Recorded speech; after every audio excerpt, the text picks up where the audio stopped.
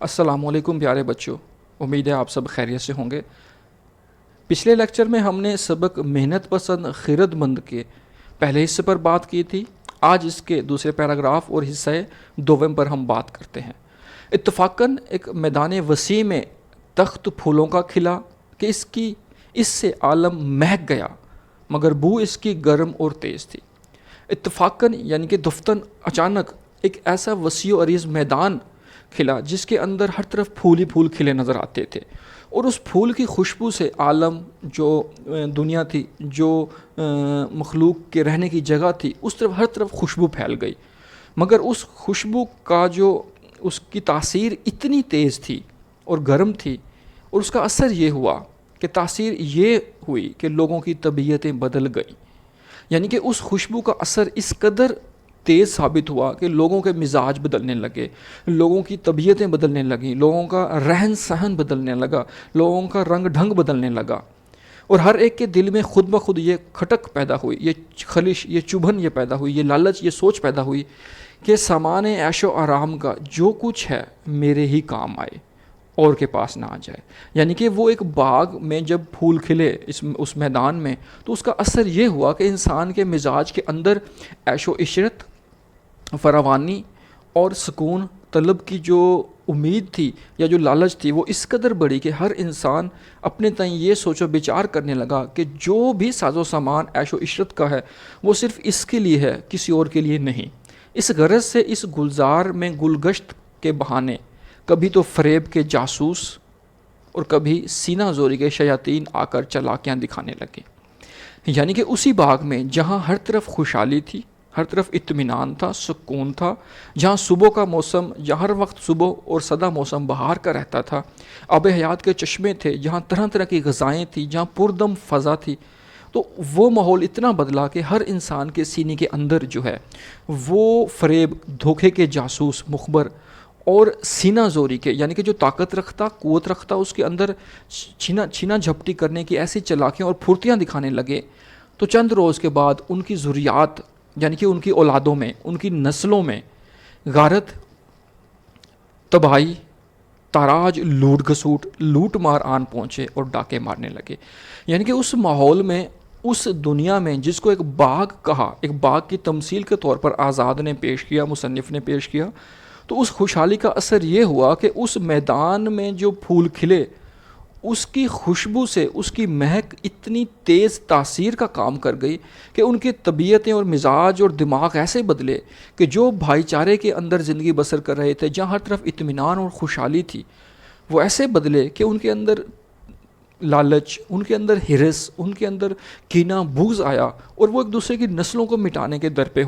چلے، چونکہ ہر کسی کے اندر ایک لالچ موجود تھی۔ جب راحت و آرام کے سامان یوں پیدا ہونے لگے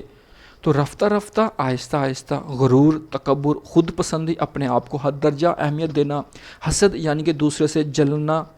دوسرے سے انتقاماً اپنے خیالات کا اظہار کرنا، یعنی کہ اپنے دل میں، اپنے دماغ میں دوسرے کے لیے اچھے خیالات پیدا نہ کرنا، اس کے لیے ہمدردی کے جذبات بیدار نہ کرنا، نے باغ میں آ کر قیام کیا۔ اس کے زیر صحبت سے لوگ بہت خراب ہوئے،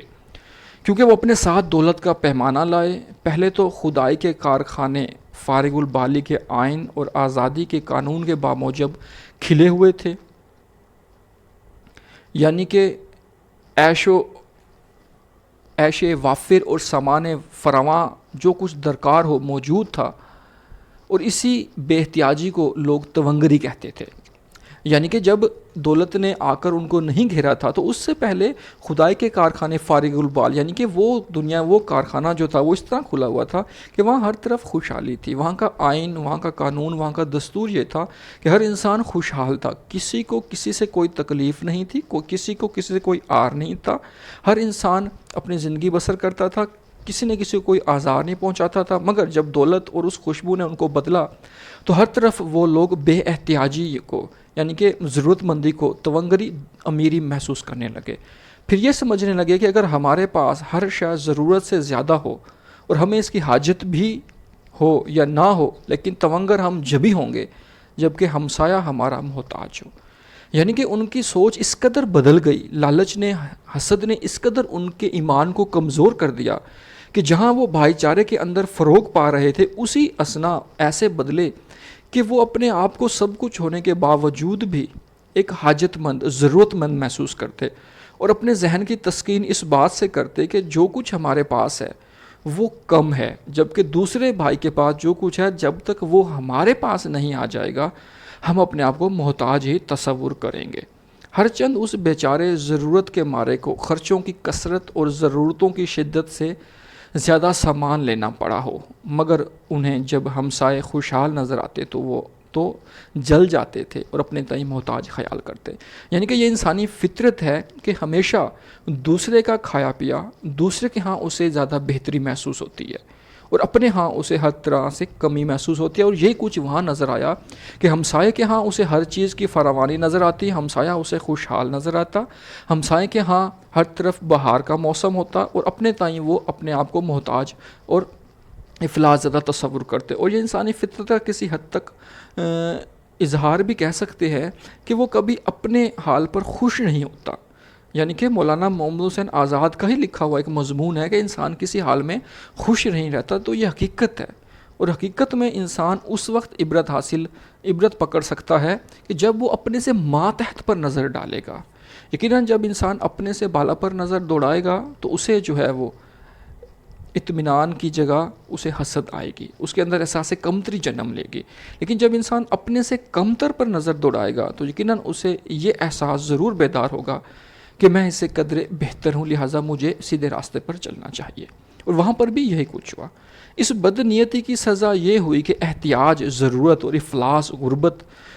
تنگ دستی نے بزرگانہ لباس پہنا، یعنی کہ ضرورت مندی اور افلاس نے بزرگوں والا لباس زیب تن کیا، اور ایک پیرزادہ بن کر آئے۔ پیرزادہ یعنی کہ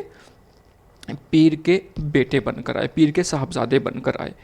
اب یہ چونکہ تمثیل ہے تو لہٰذا یہاں پر احتیاج، افلاس، پیرزادے، یہ وہ کردار محمد حسین آزاد نے بنا کر پیش کیے ہیں کہ جو حقیقتاً تو موجود نہیں، لیکن تمثیل کی صورت میں ہمیں اس کہانی میں چلتے پھرتے، جسم کی صورت میں چلتے پھرتے نظر آئیں گے۔